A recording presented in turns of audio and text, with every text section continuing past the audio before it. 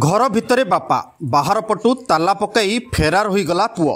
ब्रह्मपुर गांधीनगर चतुर्थ लाइन रु एभली एक घटना सामना को आसी। गांधीनगर चतुर्थ लाइन रे निज बापा प्रकाश चंद्र कोठिया को घर भितरे रखी बाहर पटु ताला पकाई पुओ दीपक कोठिया केउआड़े चली जाइथिबा नै अभियोग करछंती बापा।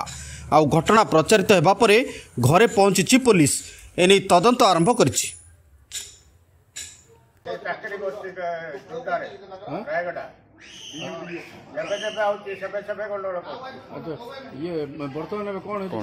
बर्तमान से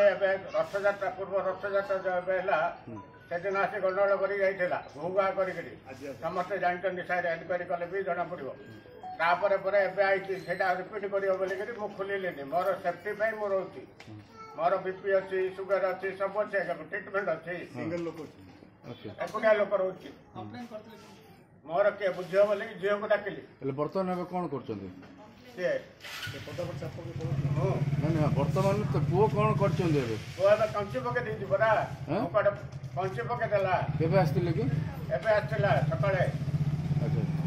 कोन कहलो सापलोटो लेखा आइती पुलिस स्टेशन रे जाइतिलु थरे आ सेटा किछ हेलानी सापलोटो लेखि जे सब से मानुनी